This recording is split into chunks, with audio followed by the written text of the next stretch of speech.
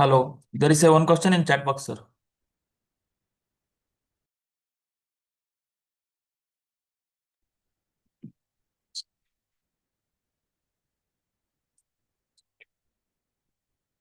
Yeah.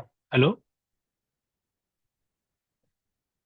I see one question. Hafsa, I think, right. Okay. She asked the question that it's a very interesting question and a very good question, and it's quite detailed actually. Um, the answer is not simple. There is various labels. So, for example, how do you define entanglement for relativistic systems?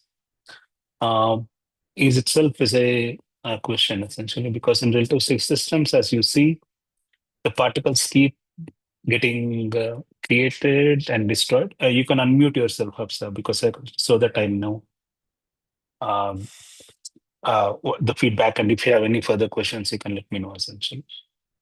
So what happens is uh, you define entanglement entropy on a timeline essentially.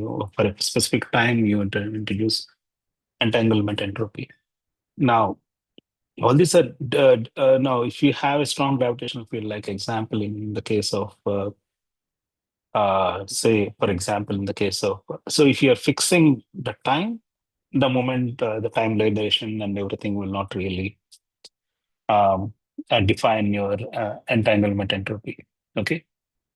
Now, if you don't, now if you have some strong gravitational field, like for example, first of all, we still don't know what is the theory to combine relativity, quantum mechanics, and general theory of relativity. Okay. We still don't know. Okay. These are all relevant questions. Right now, what we are using as one of the strongest candidates is so-called the string theory, which combines quantum mechanics with general relativity. So what we are concerned in this course is special theory of relativity. General relativity is a completely different question altogether because we don't know how to quantize gravity yet. Because the entire course, as you will see once you reach lecture 7 and 8, you'll see that the interactions has to be quantized. Otherwise, you'll end up having weird effects like, things like Zitter-Bitter-Wegang or, plane paradox and so on. So now, if the interactions are quantized, so you have to quantize interactions, you know how to quantize, say, electrodynamics and so on. So, but we don't know how to quantize gravity yet. So, in a gravitational field, how do you define in a quantized gravitational field? How do you define entanglement? It depends on particular class of theories.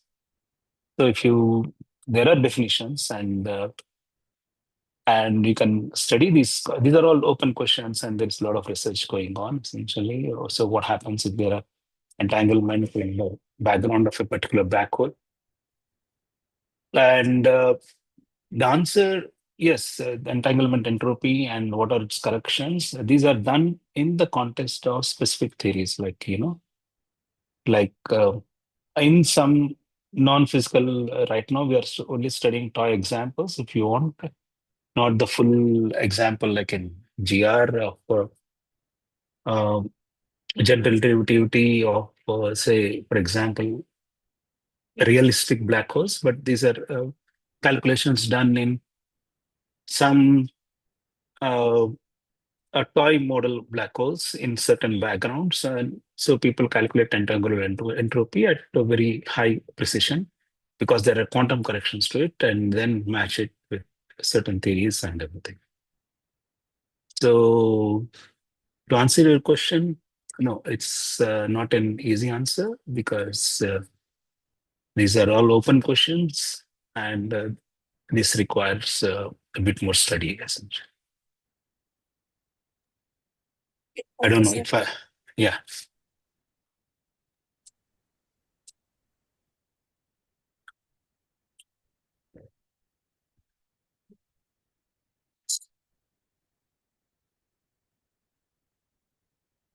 Yeah, if uh,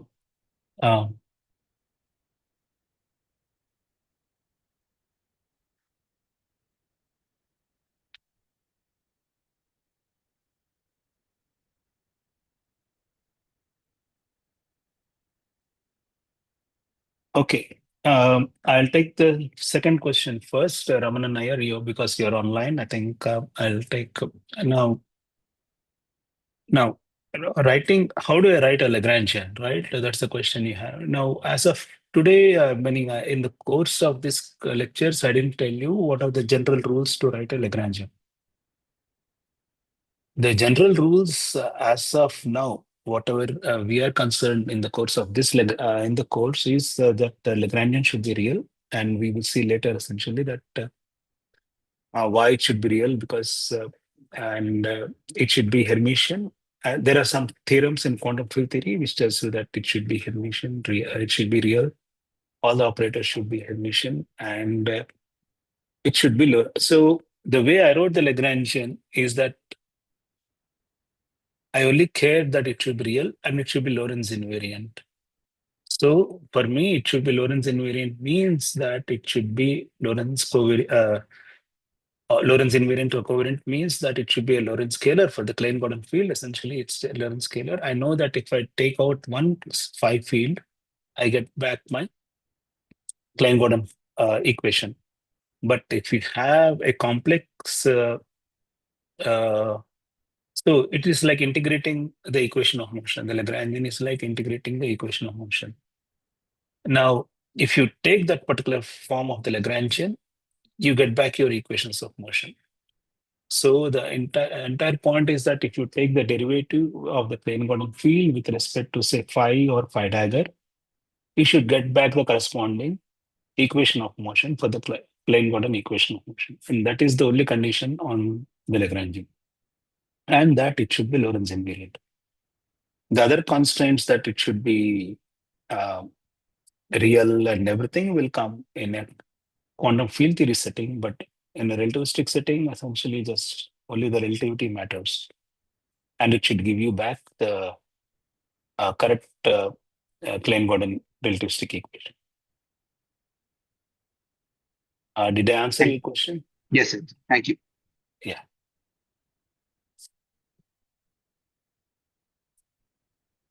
Yeah. Any further questions? Yeah.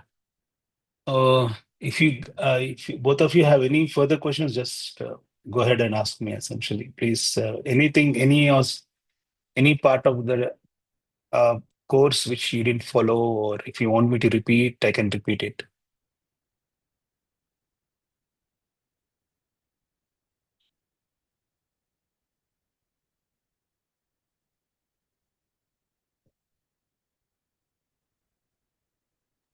So there was this section where we wrote the form of the psi, the wave function, in terms of the ladder operators, like the integration d3p over 2 pi cube.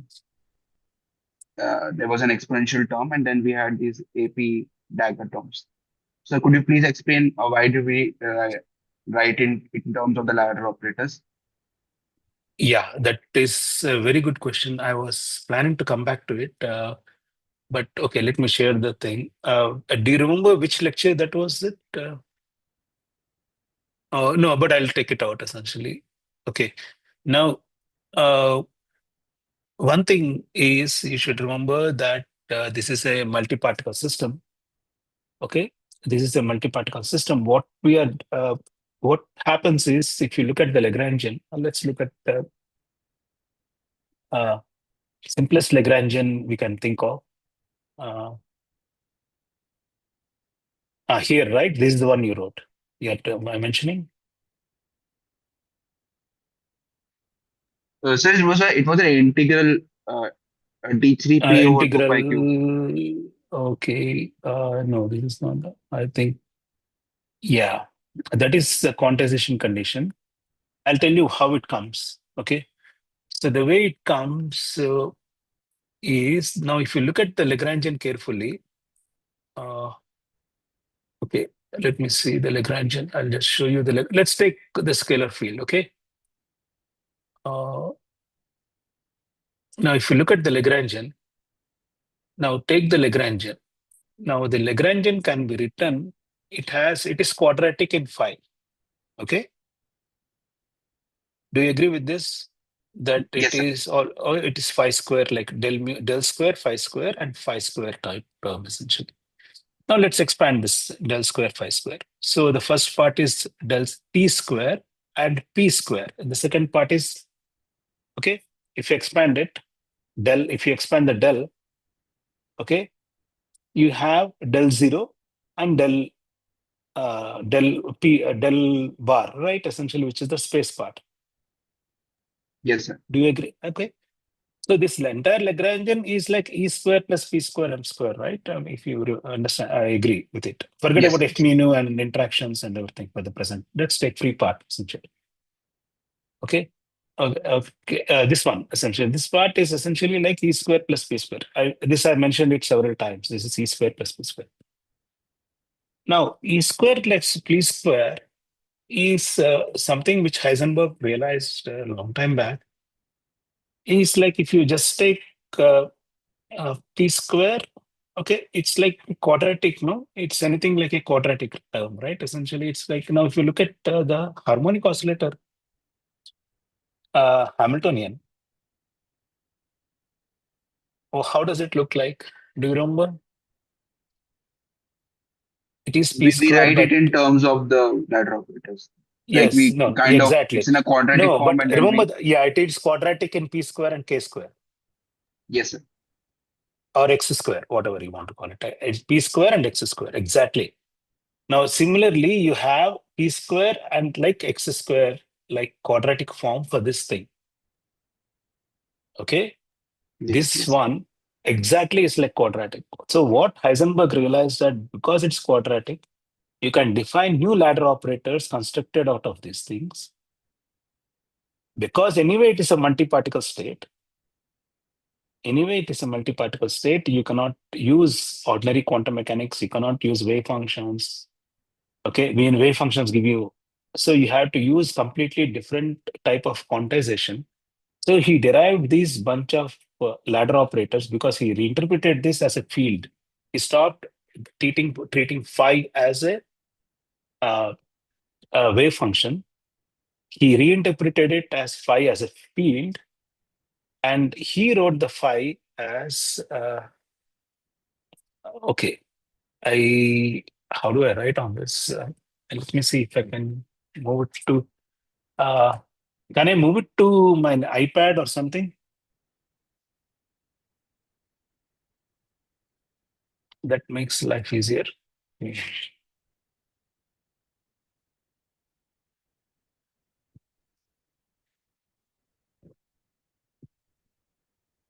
Just give me a second.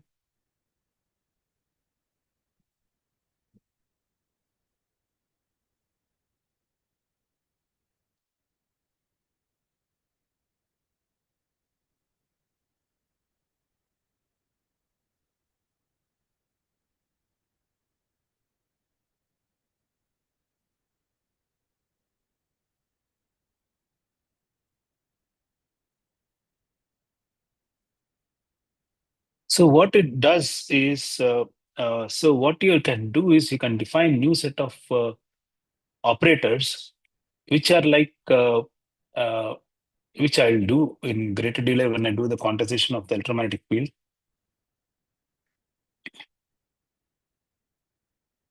Yeah.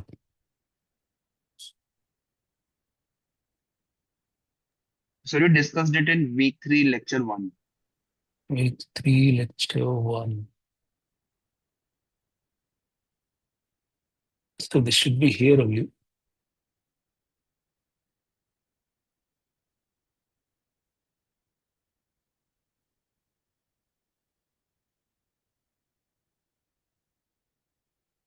Because I just want to make sure.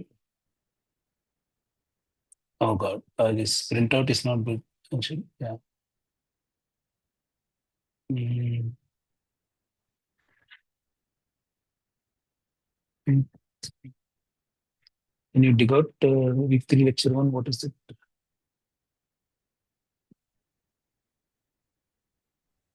This would be not this So, one, I think. yeah, weekly lecture 1 was when you like started with the foundations of relativistic QM. Like right after that part. Right after this. No. This is lecture 3, so this must be covered. Okay.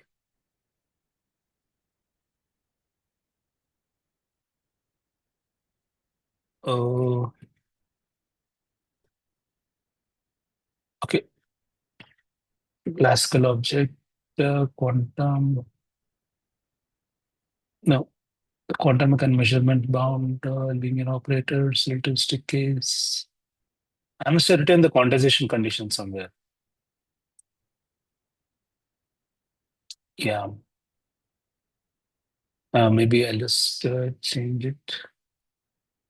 1 second. So week 3 was Klein-Gordon's equations, Zitter, Bewegung, and everything.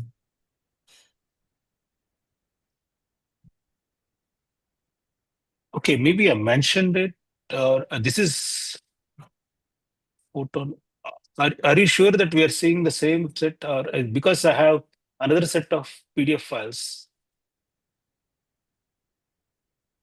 Oh, maybe not this one. 1 second, I'll just check. Uh, okay.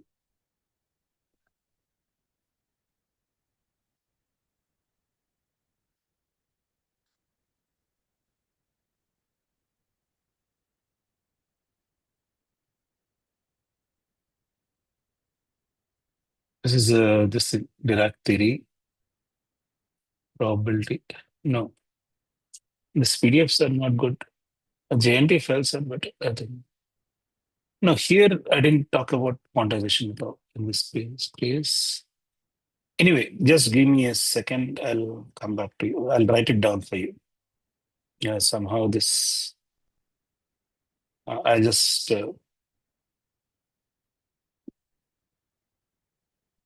Zoom is taking some time. Yeah.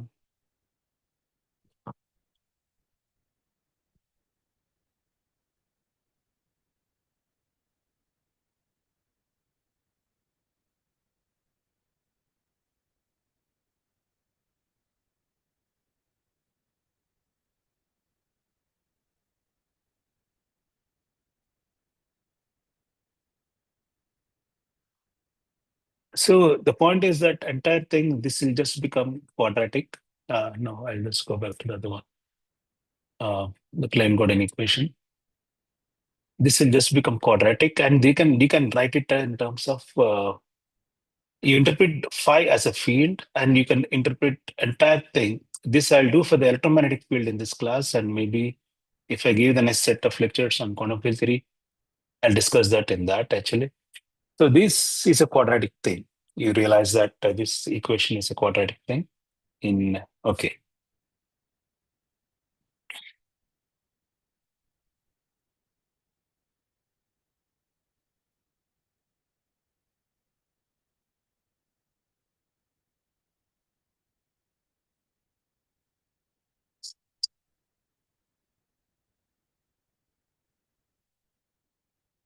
Okay. Okay. I think that is I'm muted. Okay.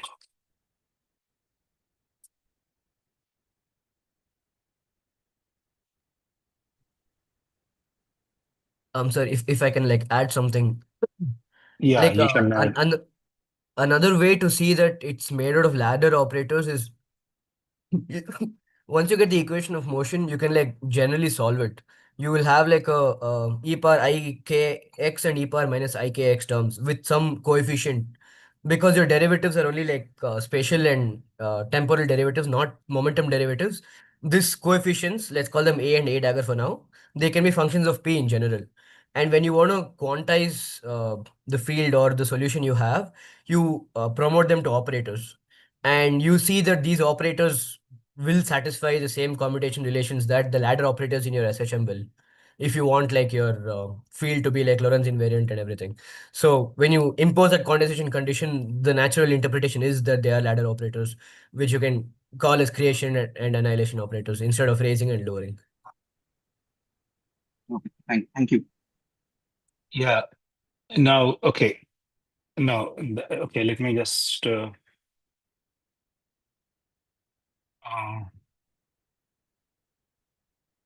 on this. Oh, I cannot share somehow my iPad. What sharing the screen on the Now you same. can share, sir. Now I can share? Okay. Yes, sir. Yeah.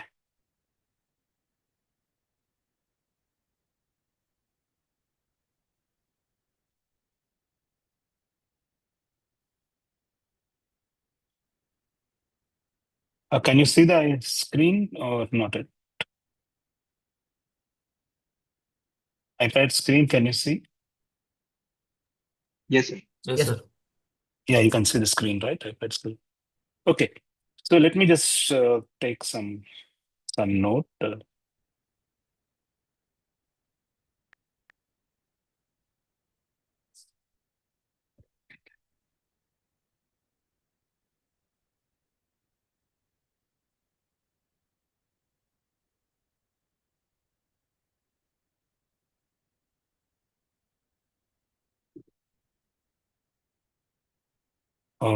Can you see what I'm writing?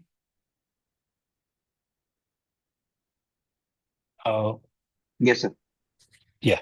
So now, so suppose we have something like del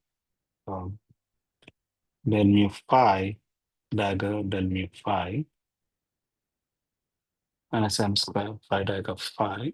Okay, this is the Lagrangian. Now this Lagrangian, you can expand it in terms of E or del zero square. Okay, pi square. Then expand that entire thing. So this is quadratic, right? Quadratic in E and P. So this is quadratic in E and P. So this can be written in del zero phi dagger del zero phi plus or minus essentially del I or del I phi dagger del phi m square phi square.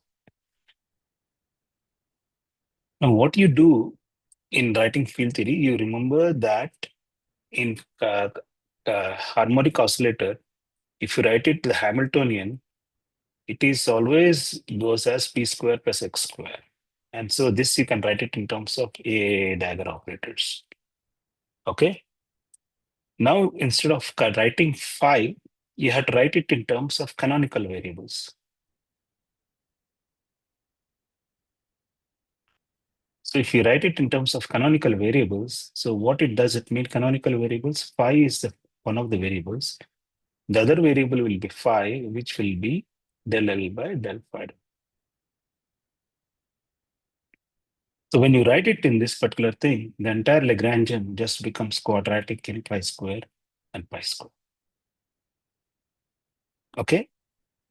I'm not saying this is not quadratic. This is also quadratic. That's the reason why this is quadratic essentially. Okay. When you write it in this particular fashion, when you expand the entire thing in this fashion, you can use exactly the same way as harmonic oscillators for each momentum mode. So for each momentum mode, there is a harmonic oscillator. So that's the reason why I write it as del cube P by sum cube by 3 by 2 sum ak e power ikx plus, if it is complex, then you need to have two of them minus ikx. This is the equation you must have seen essentially. Is it right? Yes, So sir. for each momentum node, you will have ak prime, a dagger. So delta k prime. So you have this bunch of commutation relations, and this is the quantization procedure of a relativistic particle. Now, instead of wave functions, you no longer call it as a wave function. You take it as a function, a field. Field is a classical field. Classical field is like any field, electromagnetic field or something, essentially. Okay. And you take this as an electromagnetic field, any other field, electromagnetic field or scalar field or something. This is just a scalar field. Now you don't interpret as a wave function. Impose these quantization conditions, and this is the field theory interpretation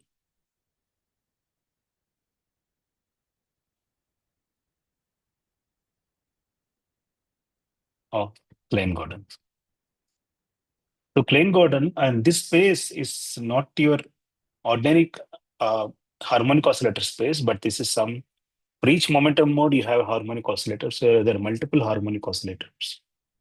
So this space is a specific space, and that is called a Fock space. Okay, that is called a Fock space. So that Hilbert space is called a Fox-Hilbert space, and it has its own problems and everything. And yeah, it has issues like the Fock space has infinite vacuum, exactly like the Dirac sea. Okay, like that's the reason why. And I don't know if you have come to the Dirac sea yet, essentially, but you'll come to it. So it has an infinite vacuum, and so this infinite vacuum has to be removed from the picture, and so you use some other technique for that. There's something called normal ordering and so on. So, and then you get the full field theory interpretation of the field, essentially. Now, I know that this is very few moments to explain to you the entire picture of field quantization, but this equation arises because of that. So these are creation and annihilation operators acting on the vacuum, along with creating one particle with one particular plane wave function. Okay, so that's the reason. And because the momenta is running from minus infinity to plus infinity, you put an integral sign over this. Okay. Yes, thank you. Yeah. Aditya, you wanted to add something? No, sir. I already told. Yeah. Okay. Then I'll come back to the first one. How is neutrino the potential member? Okay, let me go to the other one. Can we assume code spacetime in the equation and solve the KG equation? How do you solve the interaction between spin one? Okay, Kavesh, you're around, right? Essentially, very good questions. Yeah, both those questions. And the second one, I'll actually do it in the class. Okay, I'll actually Okay, do it sir. in the class, and it is called the Yukawa interaction. I'm just reaching there. I think I'll soon reach there, essentially. Okay, So sir. that is, hello, you are around, right? Yeah. So, okay, let me start with the second one. I'll come to the code space in a second, essentially. Interaction between, can you see my iPad screen, right? Yes, sir, I can see it. In, screens. Aditya, this is visible, right? The Yes, sir. iPad screen? Yeah, yeah. Okay, so this spin half you denoted by psi. Okay, and spin zero you denoted by your Klein-Gordon field. Now, the only way you can write an interaction, this is psi bar psi, which is a scalar, and then you can multiply it with a phi. Okay, this is the only Lorentz invariant interaction you can write with a scalar field with two Dirac fermions, because this is forms and another thing. I think Ramanan, are you around essentially? Yes, sir. Yeah. So another thing we should remember is we will see it in. I didn't mention it because we are only worried about Lorentz invariance. A very crucial thing which comes when you're writing Lagrangians is the dimension of the field. The action should always be dimensionless. Okay, so in this you'll see in quantum field theory that the Lagrangian density d power 4x. So this should be dimensionless in natural units. Okay, in natural units this should be dimensionless.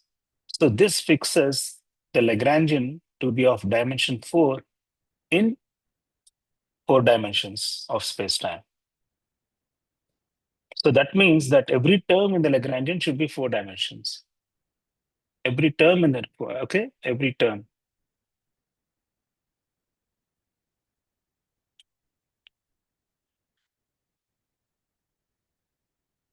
Should be 4 mass dimensions. So that means, suppose if you write Clyde Gordon field, del mu of phi, dagger, del mu of phi, m square phi dagger, right? Maybe there should be a plus or, okay. Now mass has dimension 2, so the phi should have dimension 1, phi dagger should have dimension 1. Okay, del has dimension 1, phi has dimension 1, dimension 1, dimension 4. So the total dimension is 4 for each term. Okay, so this way you make sure that you are writing the correct Lagrangian, okay, which is dimensionally correct. Now, the reason why I'm mentioning it here, because now you see this is the interaction term. How do the interaction between scalars, spin half and spin zero happens, right? So this is the term which you can write. The spin half current is spin half has a scalar current of psi bar psi and a phi.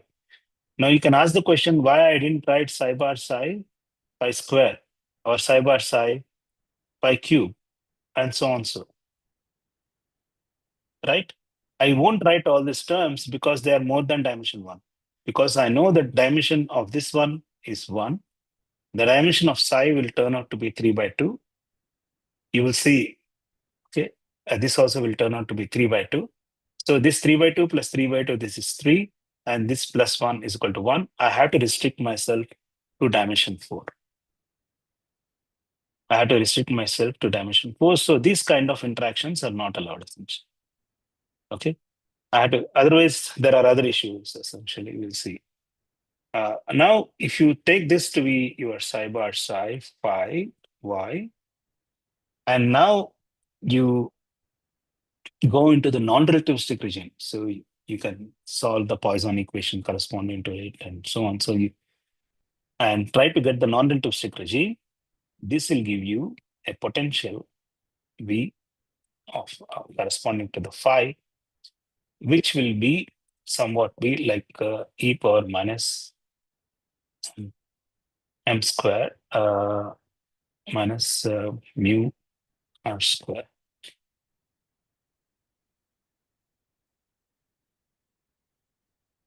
Mu square r square by r minus 1 by r. In principle, the potential can be both signs, mu r essentially. Sorry, this is not dimensionally correct. So this is m phi 1 by 5. So or r, let me put it as r. So if you write m phi r by r, so the non-relativistic potential will be exactly the Yukawa potential which Yukawa has derived and which you study in quantum mechanics. So Yukawa coupling in the relativistic theories, which we have seen here, leads to Yukawa potential in non-relativistic regime.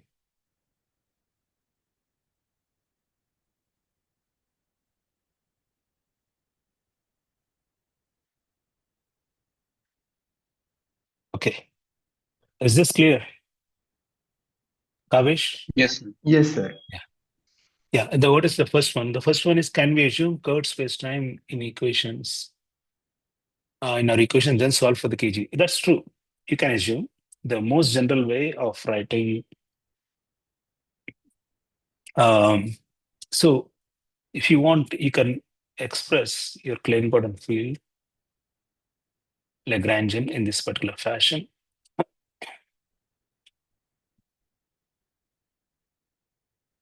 Now for scalar field, it becomes easier.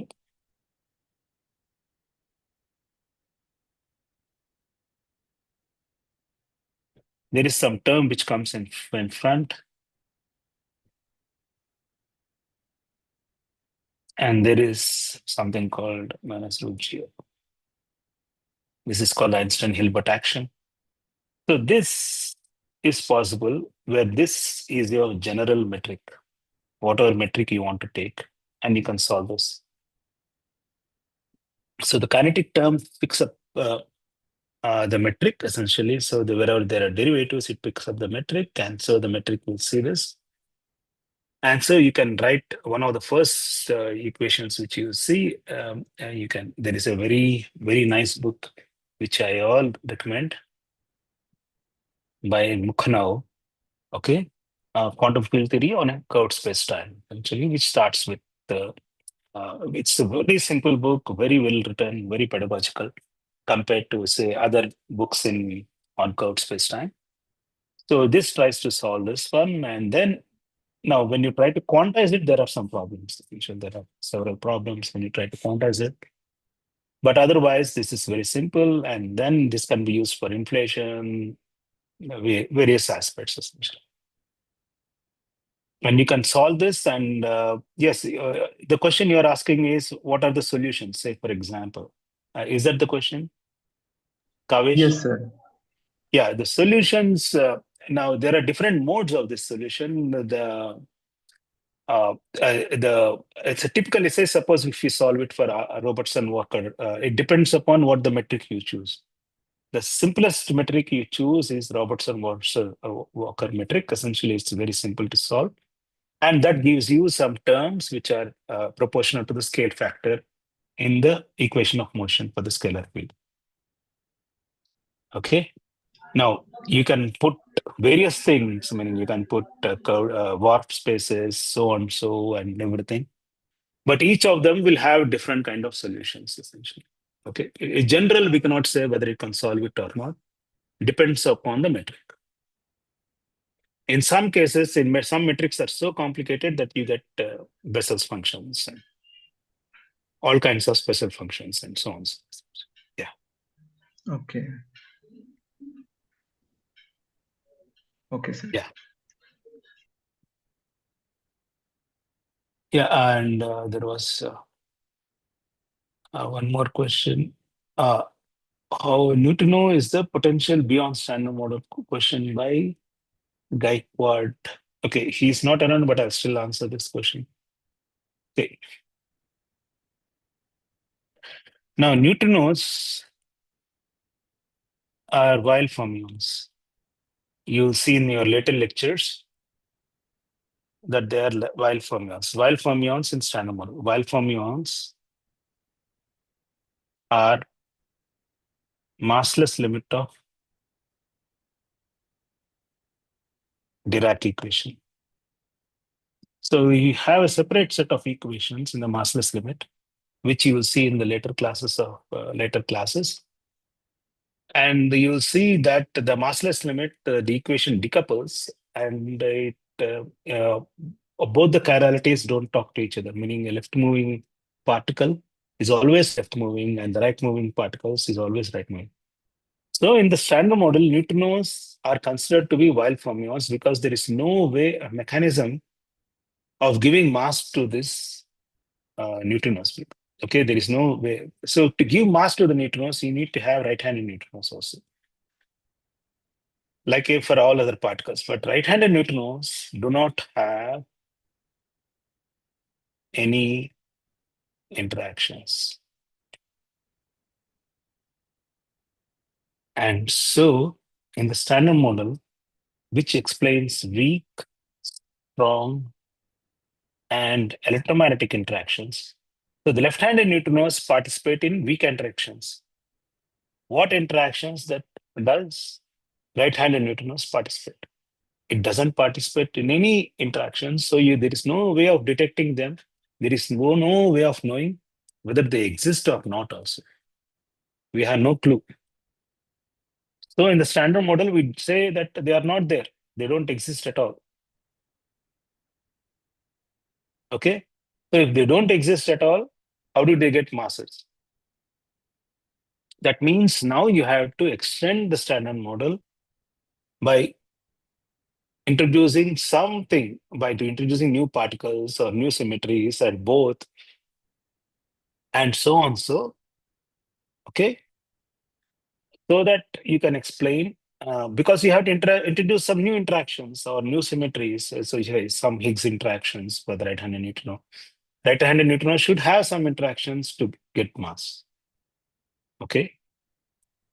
That is the reason why we need to, in the standard model, they don't have any interactions. So they're not there exactly. There's no way of seeing them. There's no way of detecting them. Suppose if it has Higgs interactions, how do you, then we can think about how to give masses. Another option is forget that there are right-handed neutrinos, but neutrinos get masses by themselves. So the other option which you will see in the later part of your courses is that there is something called the Marano fermions. In the standard model, there is no option that the neutrinos can be Marano fermions. But if you extend the standard model such that you break some symmetries and everything, then there is an option that you can make neutrons to have Marano masses. Okay. That is the main thing, essentially. So it's inevitable that you have to have either uh,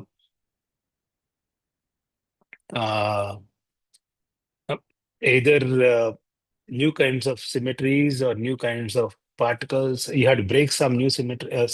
In the standard model, lepton number is conserved, but you had to break it somehow or the other to make them to be Marano masses. Or you have to introduce right-handed neutrinos with some new interactions such that you impose some new symmetries such that it gets mixed. So this is not easy. You have to go beyond standard model to introduce neutrino masses. Yeah. Yeah. Anybody else has anything else? Any other questions? Do you want me to repeat any part of the course or something which you didn't understand, didn't get?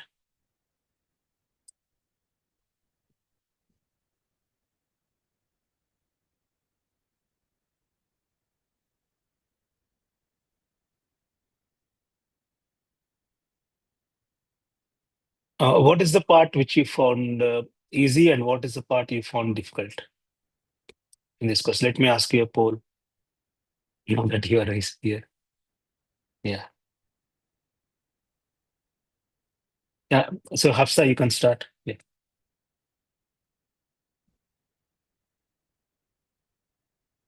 She's around or no?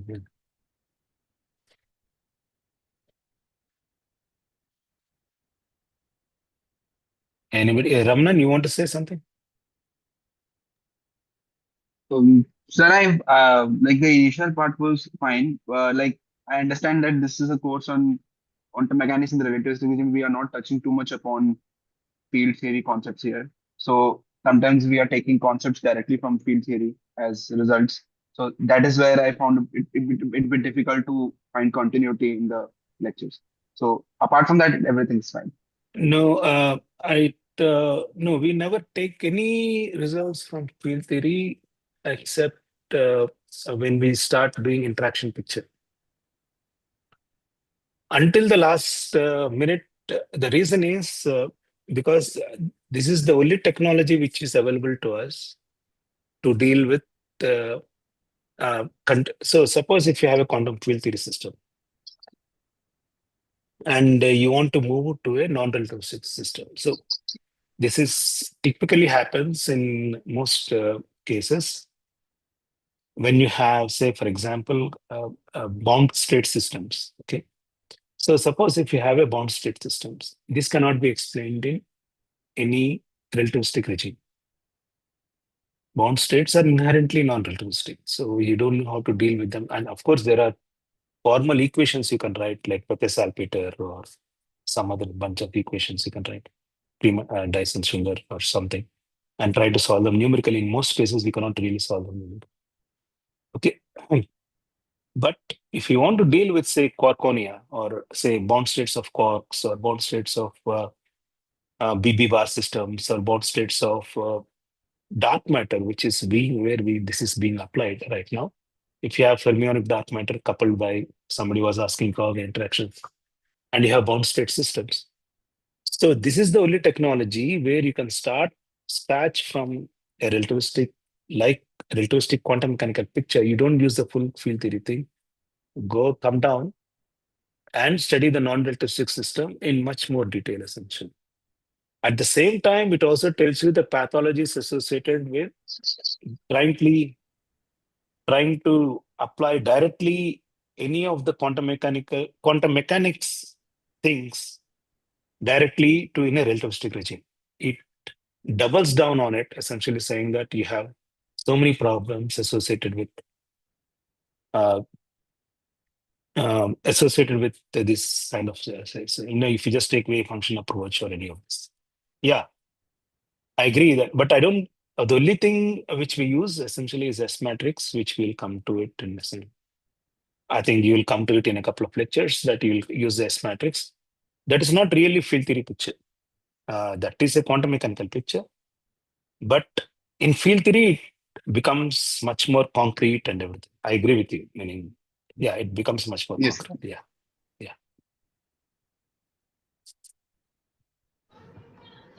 I have a question. Sorry. Yes.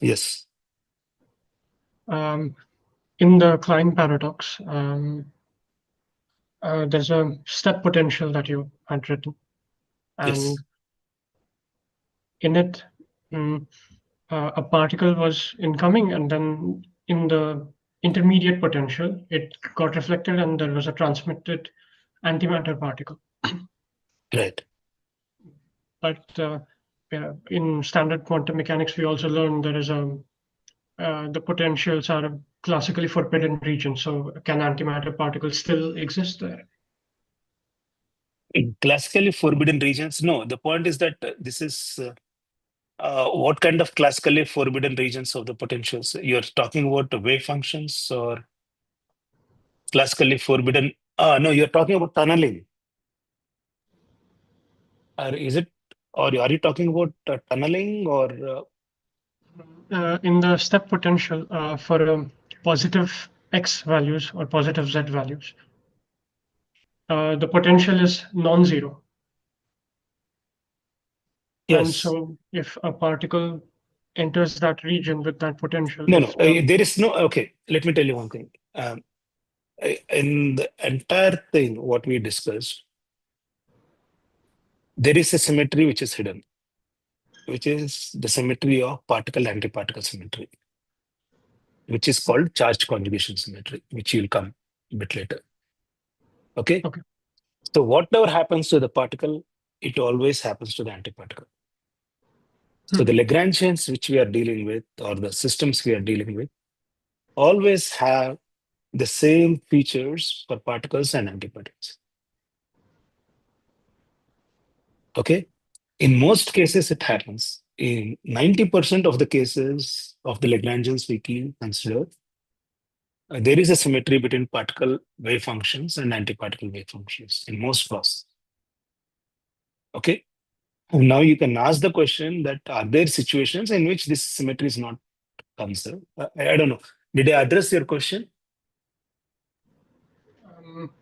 it was addressed well enough, but also if the potential is finite, the If the same kind of potential is step finite, potential, then huh?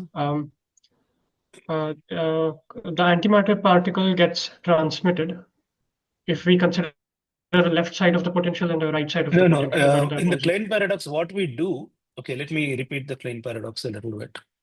In Klein paradox, what we do is we assume that we throw away all the antiparticle wave functions. yes. Okay. We start with the initial condition we consider was that the wave function is a positive energy wave function, which comes from the left. Incoming wave function is a positive energy wave function. Yes. The problem is the moment it sees the potential couples with, it can produce, if it has enough energy, it can produce particle-antiparticle pairs, which we have not seen, but anyway, that is the reason why there is a paradox essentially, okay? If the potential is large, okay, it can produce both the positive energy and negative energy pairs because those modes are allowed. Yes. Okay, that is the reason where the problem comes. And then it leads to all kinds of stupid answers. And now, if you want to interpret it in terms of creation of particle-antiparticle pairs, and that is the reason why you can imagine that the transmission coefficient is the reflection coefficient or is greater than 1, and the transmission coefficient is going negative. All these funny things. It can be either way also. It can be R can be greater than 1 or okay. If you want to interpret, that is also possible. You can imagine that there is a probability coming because of the creation of negative energy current. Okay, and that is reducing your, say, one of the reflection coefficients or increasing your transmission coefficients. That is possible. Is that the interpretation you are looking for? It is. And using that interpretation, I wanted to ask if we consider a finite potential rather than the potential being constant for x equals infinity, it's finite, and then becomes zero after, let's say between 0 and 1, it's some phi naught. And for more than 1 or less than 0, it's 0. And You are considering, that means that is a barrier. yes. Okay. So then it hits the other barrier also. Yes. Okay, So, it hits the other barrier also. Then it's a different problem actually. Yes. Okay. will So it get then you can reflected have, back? yeah, if you have a barrier, okay, it depends whether you can have states which are confined within the barrier or not. There are these issues. Yes. So yeah, what is? I'm sorry, I should have stopped you. Let me. You complete your answer. Yes. Your Right. The question. Yes. question was after the transmitted antiparticle hits the right side of the barrier, would it get reflected or again be transmitted? It will be doing the both. Oh, okay. It will be doing the both. Exactly. Remember your barrier problem in quantum mechanics. Okay. In quantum mechanics, then the barrier problem, you have 3 regions: 1, 2, and 3. Okay, I can write it on. You can still see my iPad or no? Yes, sir. Yes, sir. Yes. Okay. So this is the question you're asking, right? Yes. Right? Yes, sir. Yeah, this is the question you're asking. So this is a barrier problem. Now here you have to introduce a wave function here. Then it gets reflected, transmitted, reflected, transmitted, reflected. Now you have to use boundary conditions here. You have to use boundary conditions, say at A and B, and match, and then use continuity at A and B, and also same thing. So you do the entire process essentially, and then you'll get a different set of features. Yes, it won't be the same features as the with single barrier. Yes, sir. Yeah. And so in the second region, will there be more and more number of antiparticles being created? It all depends upon here, V0. Okay. How big the V0 is. Sir, if I can just say, like, that's the paradox. Like, if the potential is very high, you would expect like electron is what usually was what gave rise to this paradox in the first place. So you would expect like if there's a higher barrier, the electron will have lesser probability to transmit through. But if there's a higher potential, there is more energy in the interaction to create matter-antimatter particle-antiparticle pairs, which leads to more perceived electrons coming through the barrier, which is what the paradox is. You have a higher barrier, but now quantum mechanics says that there's like more particles coming, transmitting through, even though there's a higher potential. That's the paradox.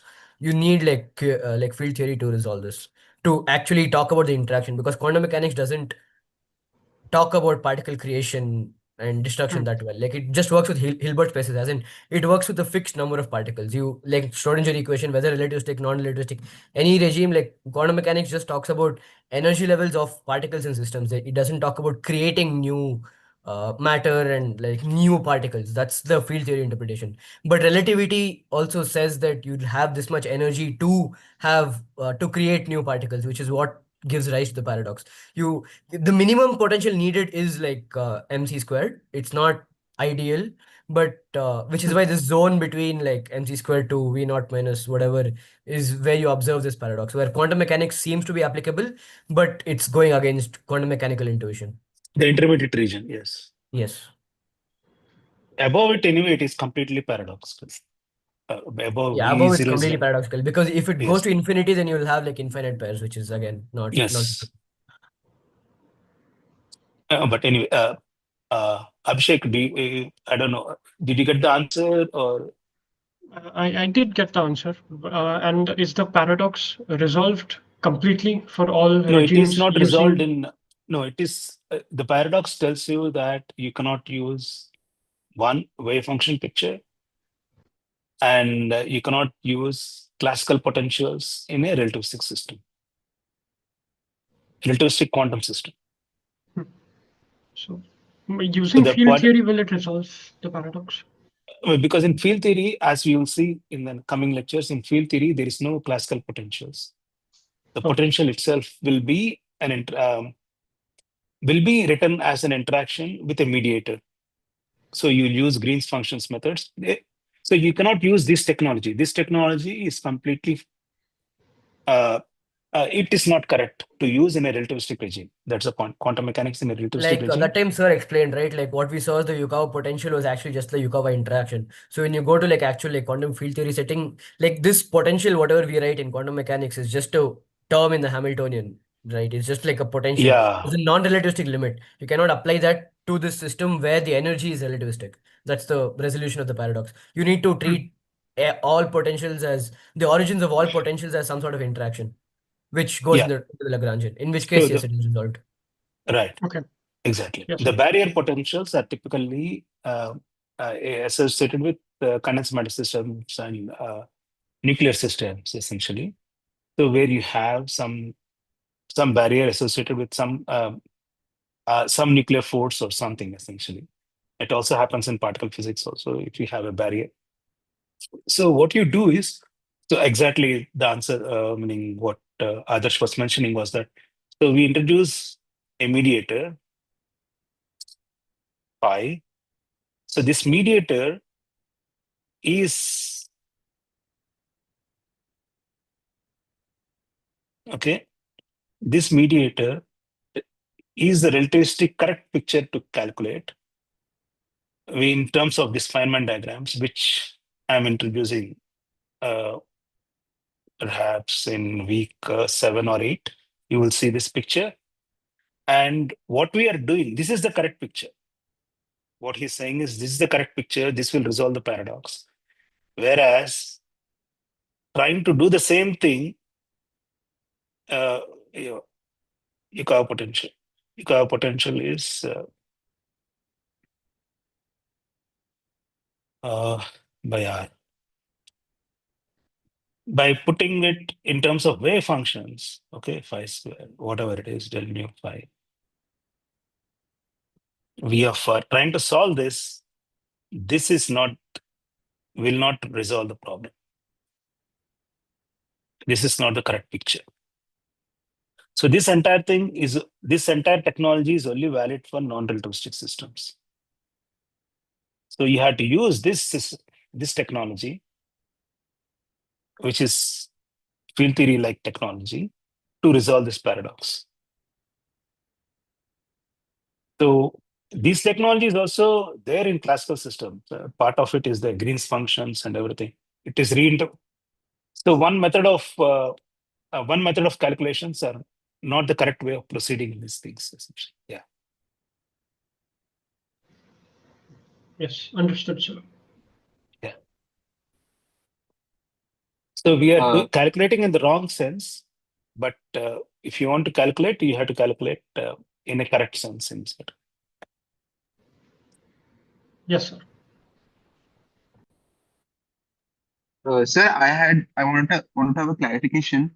When we introduced the Klein-Gordon equation, we fell into a problem where we were no longer able to interpret rho as the probability density because it was there was the possibility that rho could be negative depending on the initial conditions.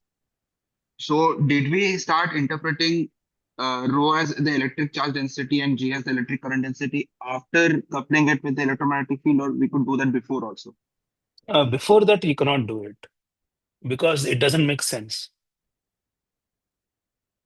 So only Okay. after introducing the interaction only we And that's can. the reason why specifically I introduced, because without interactions, a free charged field will not make any sense in the sense that uh, even if it is charged, okay, what does it tell you?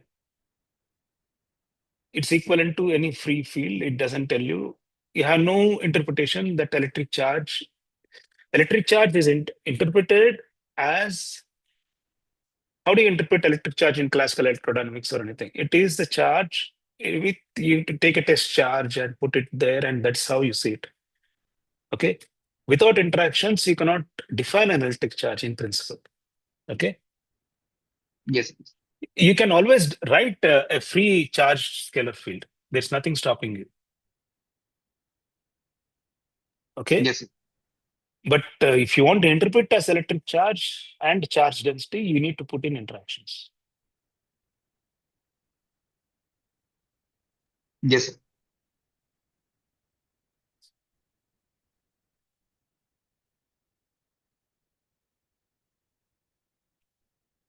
Okay. Any further questions? Or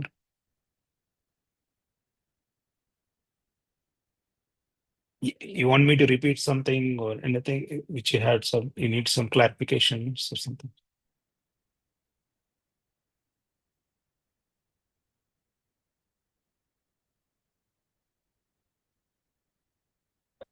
If there are no questions, we can wind up, sir. Okay. Yeah. Okay. Yeah. Okay. If you have, I'm putting my email ID in the chat box. I think it will be there. You can also interact. Okay.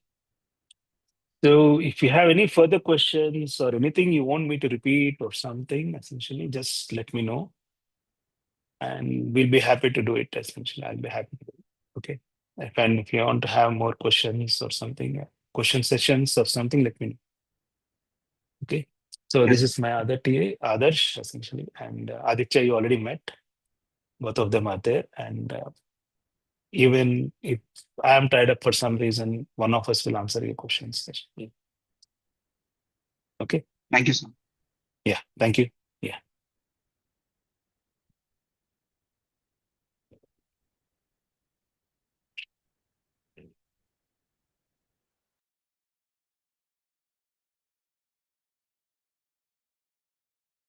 Did you hear anything? No. You couldn't hear anything. No, because I put the headphone. If I didn't realize it, actually, if came.